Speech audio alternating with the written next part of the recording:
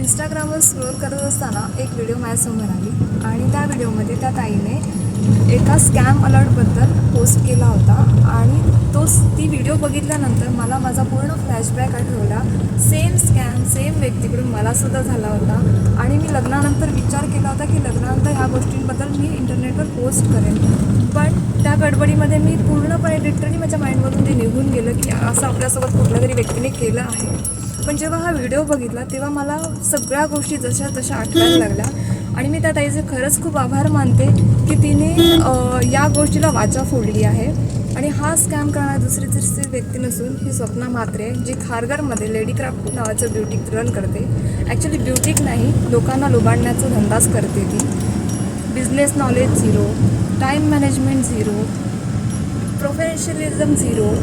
फक्त तिला गोड बेटा करून लोकांना पैसे लुबाडायचं तेवढं एक स्किल तिच्याकडे खूप चांगलं आहे. या बाईमुळे मला इतका मनस्ताप झाला होता हे फक्त माझ्या घरातल्या काही लोकांनाच माहिती आहे, जवळच्या काहीच लोकांना माहिती आहे.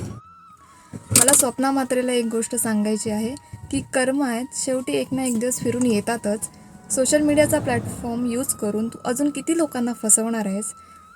प्रत्येक मुलीच्या आयुष्यातलं लग्न हा एक मोठा दिवस असतो आणि त्या दिवशी आपण कसं दिसणार, काय घालणार, कसं आपल्याला कुठल्या रंगाचे कपडे घालायचे आहेत, हे सगळं ती स्वप्न रंगवत असते आणि ते स्वप्न सत्यात उतरवण्यासाठी ती तुझ्याकडे आलेली असते आणि तिच्या स्वप्नांबरोबर खेळण्याचा तुझा काही एक अधिकार नाही आहे. असो, पण मी जे कोणी माझी ही व्हिडिओ बघत आहेत त्यांनासुद्धा मी एक विनंती करते की अशा इंस्टाग्राम किंवा सोशल मीडिया प्लॅटफॉर्मवरून गोष्टींना अट्रॅक्ट होऊ नका. जर होत असाल तर त्याची पूर्णपणे शहानिशा करा. मी ही चूक केली होती, पण मला असं वाटतं की परत ही चूक कोणी करू नये.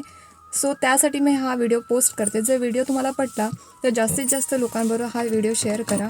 आणि आज गुढीपाडवा आहे, तो सगळ्यांना गुढीपाडव्याच्या हार्दिक शुभेच्छा. आणि विजय हा नेहमी सत्याचाच असतो, ही एक गोष्ट कायम लक्षात ठेवा. बाय.